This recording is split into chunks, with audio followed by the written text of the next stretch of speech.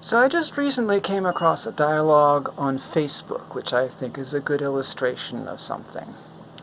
So there's this guy named David Blackwelder, who is currently running for sheriff of Wake County, which is the home of Raleigh, the capital of North Carolina, and one county over from where I live here in Durham.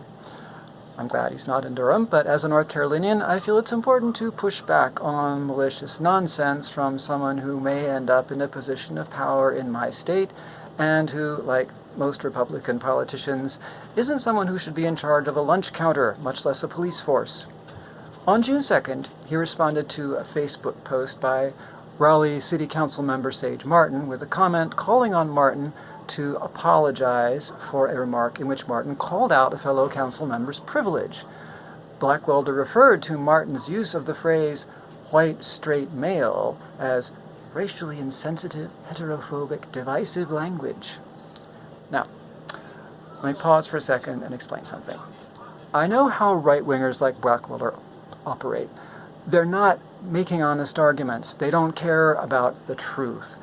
What they're looking for when they say stupid stuff like this is a gullible mob they can control, and acolytes to help them nurture and build that mob. They don't have to believe what they say. They don't even have to think that anyone else would believe it. What matters is whether they think people can be brought to believe it, and whether that belief can be used to motivate coordinated action. The fact that they do this creates a system where willingness to repeat certain approved stupid things becomes a signal of loyalty. And it's definitely not loyalty to truth or justice. It's a signal of obedience, of allegiance to whoever can say the right stupid things. This is why I call them errorists. They use deliberate misinformation as a means to power.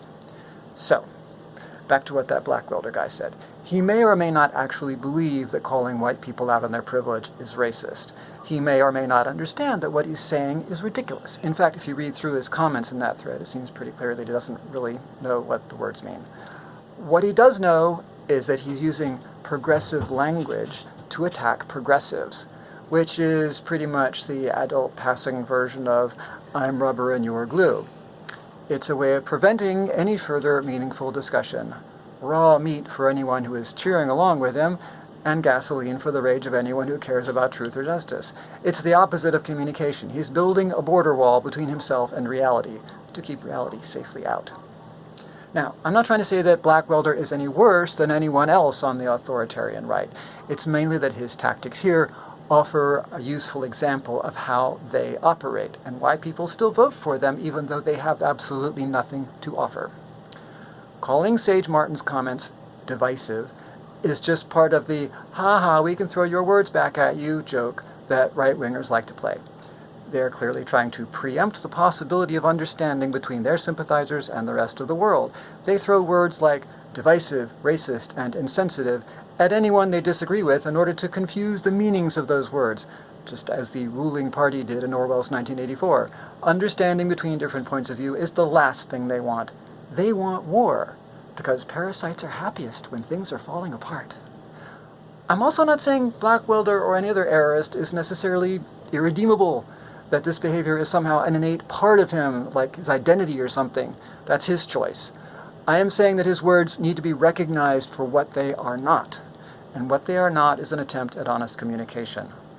We are now seeing the fruits of that kind of behavior playing out on city streets all over the world. The seemingly unstoppable escalation of violence by numerous U.S. police departments, the sheer level of buffoonery and willful negligence coming from the president and his supporters, has outraged people from Minneapolis to Texas to New Zealand, while the Trumpists seem to keep finding deeper reserves of fascism to dig into. I don't know where it will all end up, how catastrophic things will get before matters resolve. I do know, however, that the time is long past for listening to people who consistently use rhetorical tricks to bamboozle, people who demonstrate clearly their utter lack of interest in understanding the people they disagree with. They're using words as weapons, not as pleas for understanding. And we cannot let them have their way. They have shown over and over again that they do not understand how civilization works. They know only how to get others to do their work for them, how to dominate, as the Trumpster fire put it recently. They're like wood termites. They don't build anything for themselves. They just live on what other people have built and tear it down and start coming out of the woodwork when it's on the verge of the collapse they caused. And then they declare victory. Maybe some people like the idea of life as a savage jungle where you can eat or be eaten, but that's not the kind of world most of us want to live in, certainly not the kind of world I want to live in. And that's not how we gain the freedoms that right-wing errorists claim to defend, but are actually trying to destroy. That is all.